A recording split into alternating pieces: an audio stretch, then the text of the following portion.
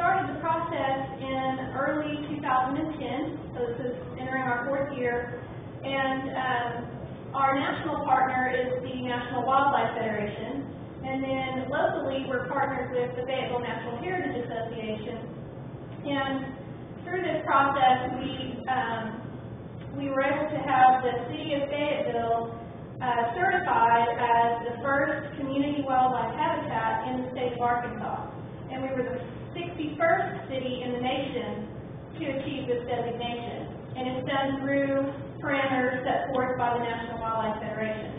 And so it was a 2-year process just to get certified. And we have to satisfy a goals matrix of community outreach events such as the speaker series. And we had to get a certain number of properties signed up as wildlife habitat in Fayetteville, which I'll tell you a little bit more about in a second, and some administrative things and some PR and marketing things that we have to get done. So for 2 years we worked on this, and last summer we had our certification celebration at Gully Park. Some of you were there, and we're proud to say that we're the first community habitat in Arkansas. So we have to maintain our certification status as well, and ongoing community engagement, and also signing on new properties, as I mentioned earlier. The intent of the Habitat Project is to be inspiring and educational for Fayetteville residents, to raise awareness, and to give residents a way to engage on their own properties, in their own backyards, side yards, front yards, in understanding what wildlife needs, what are the native species, what can we do to better provide for them. And then on a larger scale, we work with the city and groups like Fayetteville Natural Heritage Association. We're interested in helping promote green infrastructure, linked green space, so we have those biological conduits that we need for wildlife, promoting native plants, helping the public be aware of what's growing in their yard. Is it native and productive for wildlife, or is it perhaps an invasive and you can get rid of it or replace it with something else? And so these are the types of things that we work on. There's a table of information out in the hallway, and also some wonderful goodies. If you didn't get a chance to grab some of those, we'll have to on your way out. Many of them were homemade by Mr. Bob Cox with Fayetteville Natural Heritage Association, so thank you very much for those. This is the brochure for the Habitat Project. We have a website. You can log on and learn more. And then, most importantly, we would love for you to pick up, if you're not already a certified yard, school, church, business, even apartment balconies, students can be certified as wildlife habitat. So this Attracting Wildlife brochure, the second page of this is the application to get your property certified. So it's the second page. You fill it out, tear it out, mail it in, and you'll be surprised when you go through this checklist and start walking around your property how many things you already have that provide for local wildlife. So, for example, it'll ask you what food sources you have. If you've got an oak tree growing, you have acorns, that's a critical food source for local wildlife. The plants that you have that are flowering provide pollen and nectar, that type of thing. Your shrubs and hedges are shelter and nesting sites. We haven't had a good snow in a few years, but I remember a couple of years ago when we did, the evergreens around our house, the big magnolia tree, the box elders, the holly trees, were still, I'm sure you all know the same thing, the birds just crammed in there trying to find shelter from that big snow. So it's those types of things that you start tuning into on your yard and seeing what you have. And it's really fun to do with kids or grandkids as well. But what you'll find is you start recognizing now, you may not have known what was growing, what that tree was in your backyard until you start doing this and you look it up and you learn about it. And then you start thinking about what you want to add. For a lot of people, they find when they go through this checklist, they already have most everything except maybe a water source.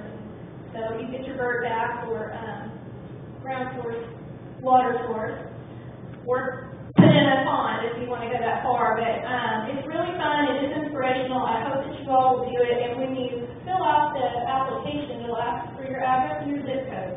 The City of Fayetteville will automatically accredited for any properties registered within the zip code of Fayetteville. So you do not need to call us or the city and let us know that you've done it. We will automatically find out. We get a monthly report.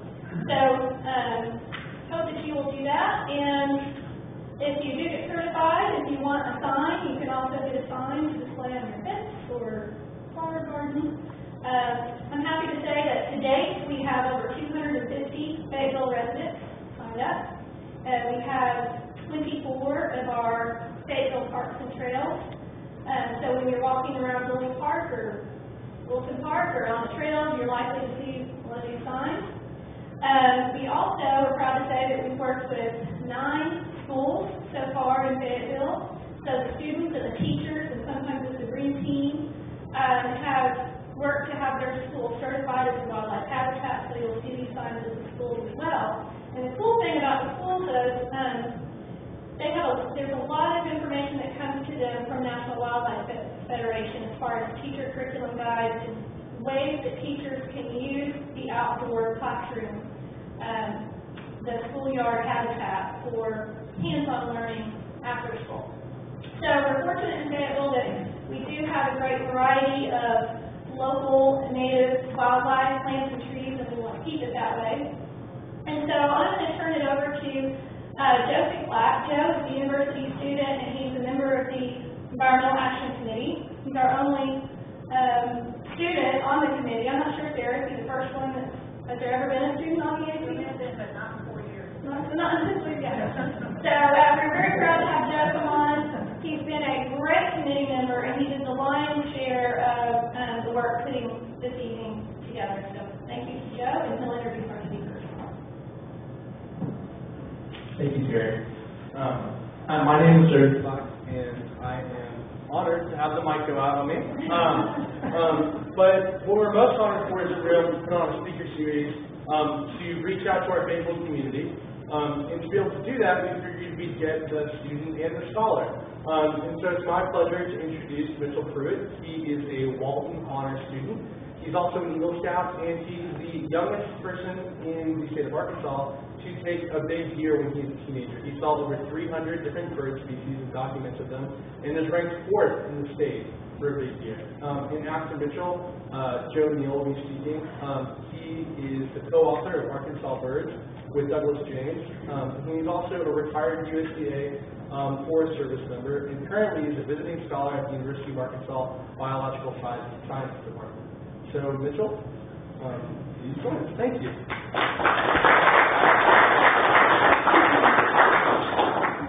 All right, thank you, Joe. Can everybody hear me without the mic? Good deal. So, one thing that I love about Arkansas is its rich biodiversity, and I know we see that a lot around Fayetteville. Whether it's the major difference in habitat from place to place or the creatures that inhabit these different areas, there's just a huge diversity. No matter where you go in the state, there's a huge diversity. And because of that, I guess you could say I'm sort of wannabe jack of all trades in the outdoor world. And, well, but birds are kind of, they're my niche. And so, as Joe said, I'm Mitchell Pruitt. I'm from Jonesboro, Arkansas. And in 2011, I took on a big year.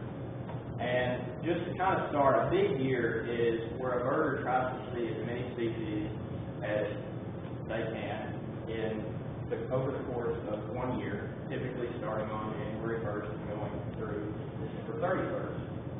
And the Arkansas official success mark is 300 species, and the state record is 318, and it's held by Dick Baxter. For me, it all started when Gary Butler, a freelance writer for Democrat Gazette from Hot Springs, wanted to bird with me at Craighead Forest Park for fall wars.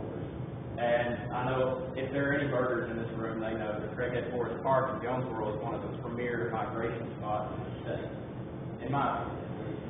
And he asked if I knew anybody that would want to take on a big year in Arkansas for 2011 for him to just kind of document the Democrat Gazette.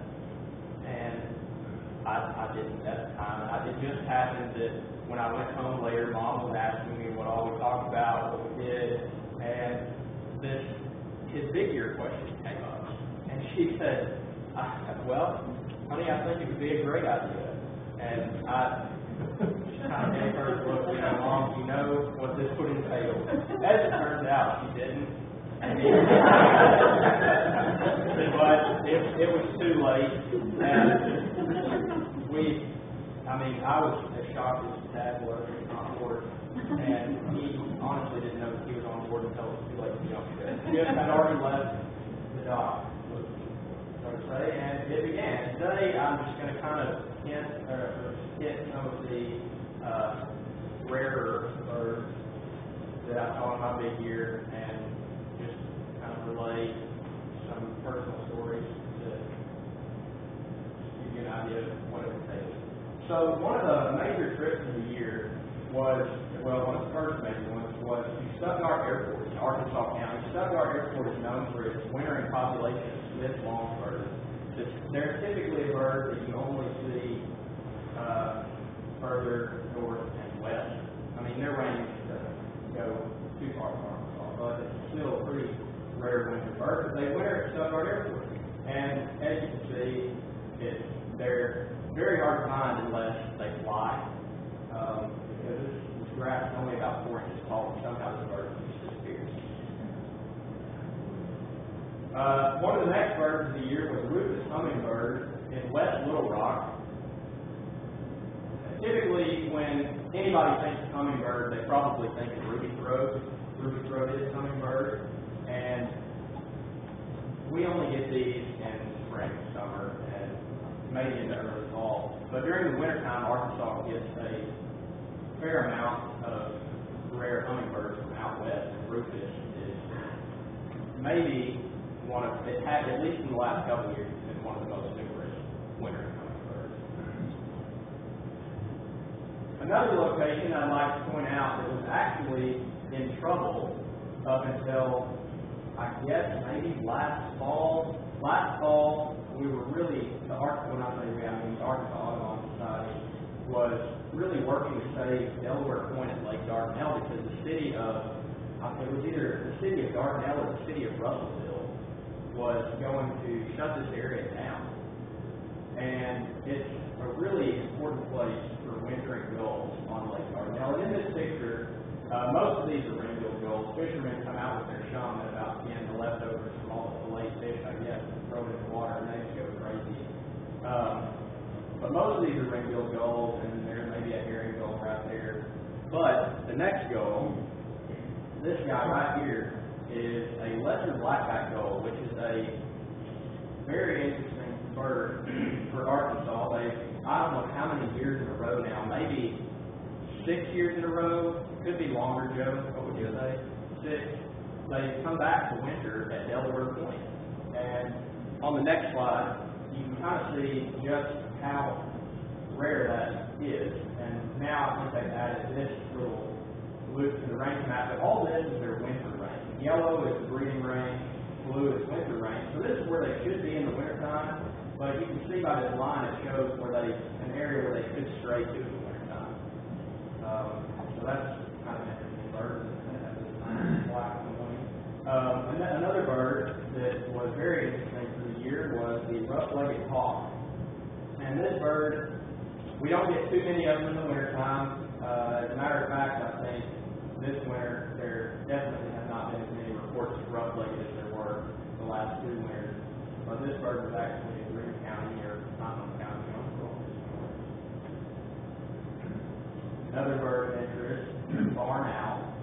This was taken in February and March. By the way, for my big year was a really slow time because I picked up most of the common winter residents, and it was kind of a transition phase where I'm waiting for these birds, the winter birds, to kind of transition out and a new season of birds come in. And this barn owl was actually nesting, and there's a population in downtown Jonesboro.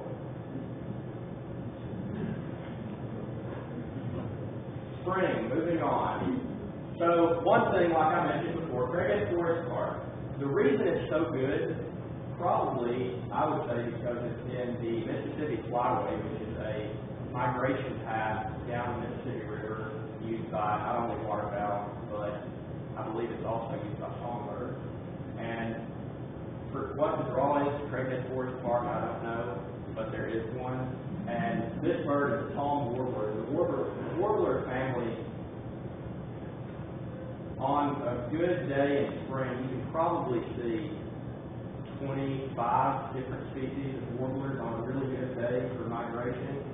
And the 2 weeks of spring migration hit in 2011, bumped my year list up 70 species. That tells you the transition there. And the stormier the better, I say. It's a good up from the south storm because these birds migrating from South America, Mexico, Central America. The stormier the better. And the spring of 2011 was very stormy. It flooded like crazy in the Delta. The Delta was almost an ocean. And I had to go to Memphis at one point, and the Mississippi River, instead of being a mile long, was 3 miles long maybe. It was wide. So anyway. Next, black and white warbler, and I'm just kind of touching on a couple of different warblers to give you an idea. The next major trip of the year was actually Texarkana. I was invited by a birder down there to go to the main draw for the trip was Grassy Lake, which is a private hunting club in southeast Arkansas by Texarkana. And it's a really important rookery. But before we get to that, on Friday, the day that I'm supposed to leave, and again, I'm a junior in high school at this point.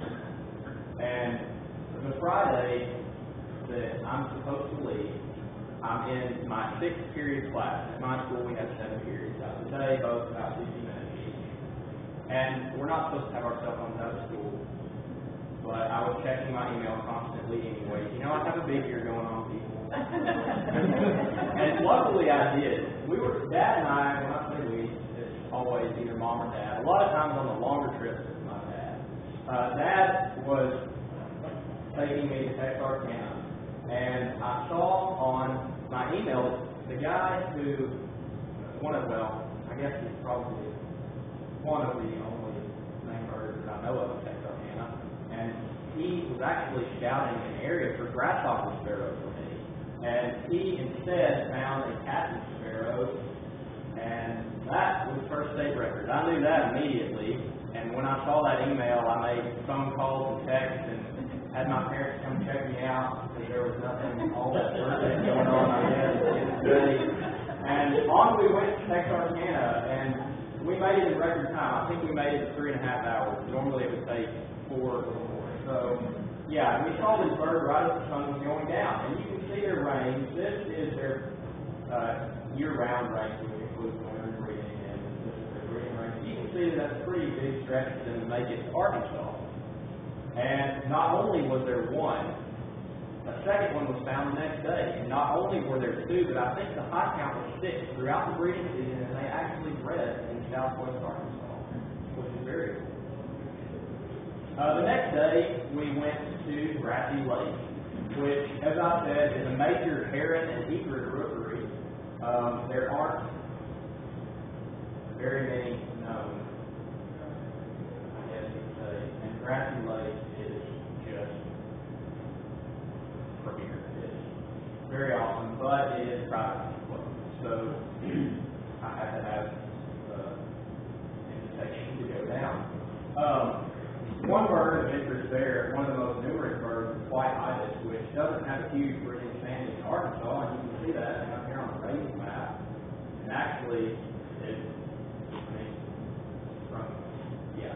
just a very interesting place that these birds that don't breed in Arkansas are there. Another couple of birds, little blue heron and cattle egret. Cattle egret was the most numerous bird at Grassy Lake. Great egret nestlings, black-bellied whistling ducks, and of course American alligators. And I like to show this one because it reminds me to talk about just how nerve-wracking this boat ride was on Grassy Lake. I got down there and I thought, oh, this is going to be a pretty large boat. Well, we get to the dock, and the guy that is driving the boat says, "Oh, here's the boat." Okay. Well, it was just a little skiff that was about this far off the water. And it wasn't very long, wasn't very wide. As a matter of fact, Dad and I had to sit next to each other, and we're both, he's bigger than I am, if that tells you anything. And we had to sit next to each other, and that boat just started rocking back and forth. It just pitched violently when we sat down. It was really scary. And the driver was, he had lead scooter, I guess, on a boat, lead hand, I guess. And we had some really close encounters with cypress trees. And I knew that if he hit a log underwater that he was going 40 miles an hour towards, that I was going to be out of the boat with the alligators. It was safe. But that was fun. Now, moving on to summer. It was really hot. Summer of 2011. How a state can go from one massive flooded ocean to a desert is beyond me. But it happened in 2011, and there I am at St. Francis National Forest in Marietta, which is in southeast Arkansas. And the goal here was Swainson's warbler. And that's really interesting. Swainson's warbler is probably the main draw to St. Francis National Forest. And it's not an ugly bird, but it's not the most beautiful bird either. But at Arkansas State University in Jonesboro, they do extensive breeding research, or they have in the past. I think it's slowing down a little bit. But their grad students go down and ban these Swainson's warblers. And so I was with two grad students from Jonesboro when we went down there. And we did the playback. Swainson's warblers come in June on the Delta, and it's hot, humid, and sticky. And we finally find Swainson's warbler. And it just so happens that this one was not banded. So it was very cool to get to be with them while they set up the mist net. We netted the bird, and I actually got to help band the bird. That was a lot of fun. Probably one of the trips with the most mileage of the year was what is kind of goofy, but I called Operation West Ark. The goal was to make it to Fayetteville. And on the way, Dad and I stopped at Camp Robinson Special Use Area in Conway, which is adjacent to the Camp Robinson military base. And it's a major breeding area for backward sparrow, which we don't have a whole lot of those in Arkansas. And then our next stop today was supposed to be Fort Smith, but knowing that I needed Pruitt Crown Sparrow at Mount Magazine, of course you can't drive by Mount Magazine without throwing that idea in. And I know Dad wasn't all that happy to make a 2-hour leap for the little round job, but we did anyway. And for those of you who don't know or who've never been to Mount Magazine, these birds nest on the cliff at the hang gliding overlook. And this is what the habitat looks like. It's real gnarly, and that's actually the rock off. And how someone launched themselves off the hang gliding overlook, it's beyond that. Anyway, we finally made it to Fort Smith. At this point, it's late afternoon. We made it just in time to see white-winged dove, which is another western species, but they actually spend the year now in Fort Smith. It's a pretty large population of them. I thought they just spread there until the other day when I saw a post from a lady in Fort Smith saying that she saw 43. So, yes, they're there all year. As is the Inca dove, which is also a western dove. And they're very pretty. And normally when people think of a dove, they think of a mourning dove, which I'm sure all of you have seen in your yard. They're about that big, maybe 10, 11 inches tall. Well, the Inca dove is almost half the size of the mourning dove. It's tiny, and they're very hard to find. Finally, the next day, we made it to Fayetteville. This is our goal. I never met Joe Neal at this point. We met him at the Charlie Craig Fish Hatchery in Centerton. And our 3 goals for the day: Swain's Hawk, Greater Roadrunner, and Buick Red. Well, we only found Swain's Hawk, but that's okay. That's submitted a big year. And this was actually in western Benton County up near Fayetteville. And large sparrow, another interesting bird. Fayetteville. And actually, Joe, I'm going to have to do it. I'm going to have to tell on him. So Joan Reynolds was there also. I don't know if any of you know Joan Reynolds. But anyways, Joan, after all day looking for Buick Red and Roadrunner, she said, "Hey, I think I've seen a Roadrunner before at the Fayetteville Corrections Facility. So why don't we go down there?" And we do. And it's a big open space, I guess, grassy space with some tree line. And we start looking. And it's Sunday. There was a shooting range, but don't worry, the shooting range is closed. There was a walking trail.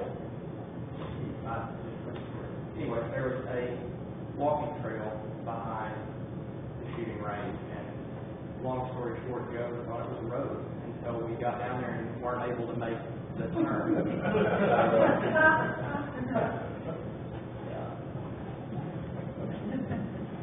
Probably one of my favorite birds from the year is the tricolored heron. And once again, this bird has this is a breeding range. It's not supposed to, range map-wise, have breeding range in Arkansas. However, there are probably, I don't know, I'm not really up on breeding knowledge, but you can find them during breeding season. I guess if you saw 2 together, you might be able to assume that they could be breeding, but we only saw one. And this actually started on the OK Levee, once again with the birder guy in Texarkana. And for those of you who've never been to Millwood Lake, the OK Levee is about 4 miles long. And remember this in July.